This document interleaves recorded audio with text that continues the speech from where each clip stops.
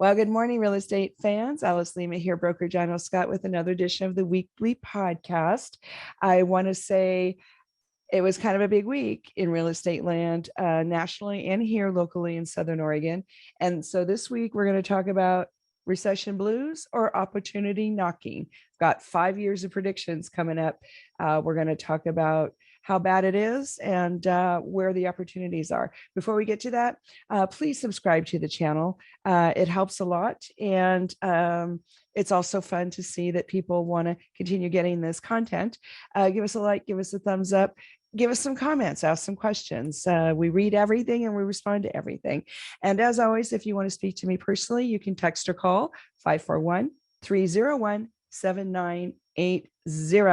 Okay, on to the podcast. Recession blues or opportunity knocking. We've got 5 years of price predictions, plus some interesting things that are happening. You're not going to want to miss all the way to the end. Okay, so it's official.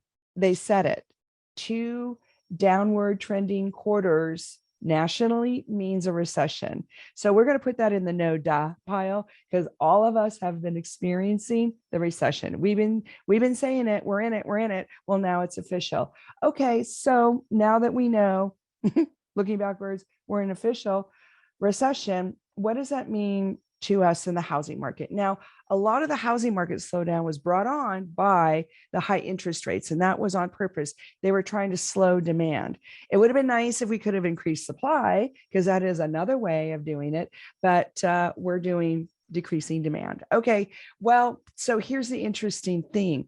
Now that a lot of the markets and buyers are adjusting to the new interest rates, and guess what's happening? The prices are softening, a deceleration. That's what we've been talking about. Deceleration, different from depreciation. If you want more info, there's 2 podcasts ago. We'll talk about that.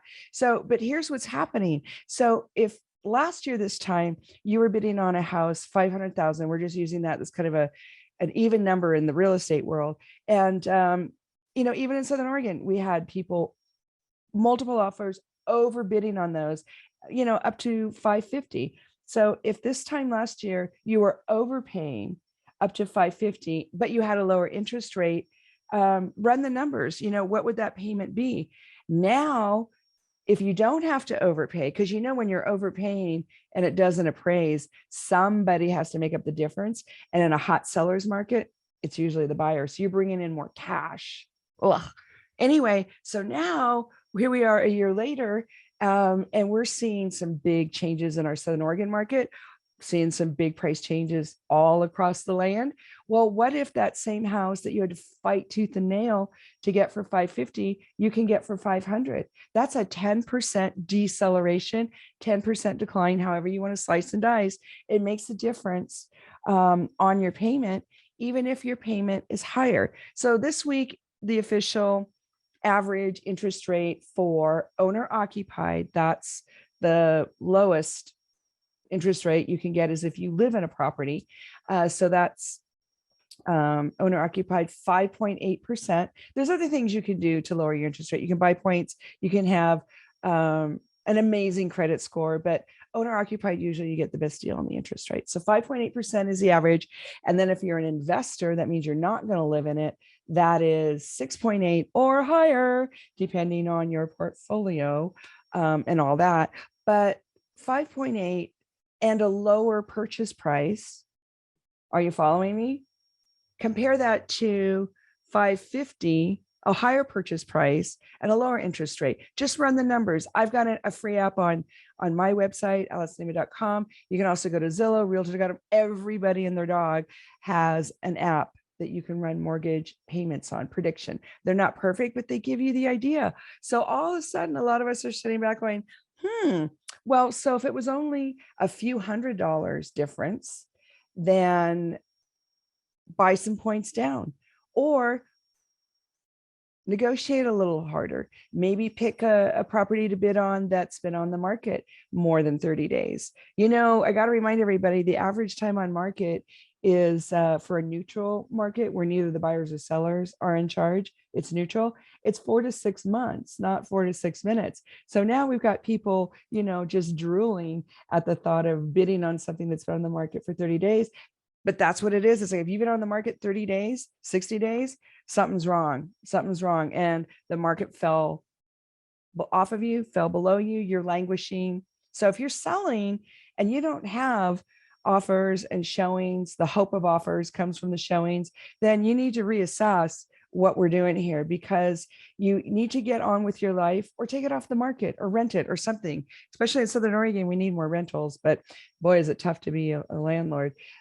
So here we are looking at this adjusting, the market's adjusting, the sellers are lowering the price. Yes, the interest rates are outrageous compared to what they were, but all of us old folks remember when it was way better. We would have given anything to pay 5.8% back in the day.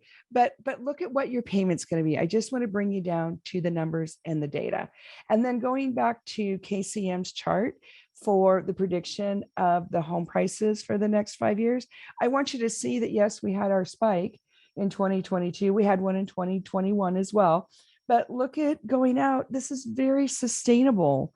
You know, this 3 to 5% national appreciation is super sustainable. That's more of a normal, healthy market.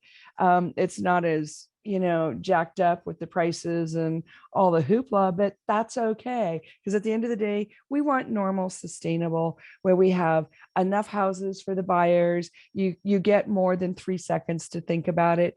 And the sellers can take their time being on the market 30, 60 days. Even in a real downturn, I don't recommend in waiting more than 30, 60 days to get offers. But yeah, so let's look at what is actually happening with the buyer's payment. And I think the initial shock was hard. The first few weeks were hard, but now we're kind of settling into a little routine. And 5 years from now, it's still going to be great that you bought something. And remember, in Southern Oregon, we usually outpace the appreciation of the national averages. Why? Because everybody loves living here and because everybody wants to live here. And so we have this perfect little utopia that apparently is not a secret anymore, but we have the combination of access to beautiful hiking and fishing and boating, but we also have our little urban areas, which are quite well developed. We have, Medford has 2 of the best hospitals for hundreds of miles. We have an international airport. Ashland has the Shakespeare Theater, you know, and we're right on the I-5 corridor. So you can be anywhere in just a few hours. You can be to the beach in just a few hours. It's really quite remarkable. We have rural property. We have, you know, real remote, and then we've got, you know, a nice little urban groove going on. So that's why I think that my prediction for the next 5 years in Southern Oregon is not going to be 3 to 5%. I'm going to go on record saying I think it's going to be more like 6 to 7, 6 to 8. We'll see. It's just the desirability here. And now that we have Starlink, you know, the Elon Musk high-speed satellite for the rural districts, and people are getting them installed here in Southern Oregon. So all of a sudden you can have high-speed internet, you know, out in the boondocks. Well, that's going to be amazing. As soon as that really gets some legs, then I think more people are going to want to live here. The people that live in town are going to want to be out there because you're not giving up your movies and your shopping and all that we get with the fast streaming. So yes, the recession is sucky. Yes, it's hard. We're all getting hit right where it hurts, in the pocketbook, the gas, the food, the this, the that. But I want you to take a breath when it comes to your housing, because I think it's still a good time to buy. And as we get more and more listings coming on the market, there's more choices. So there you go. Yes, the recession is horrible. And I still think there's some good opportunities, because at least in Southern Oregon, the prices are gently going to go up. Okay. Once we stabilize, we'll get our groove going and have a normal market. Please, please. Okay. So that's it for today. If you need any help, you want to talk, give me a text, give me a call, 541-301-7980. Otherwise, have a safe and fabulous 4th of July. Hug all you love. See you next week. Bye now.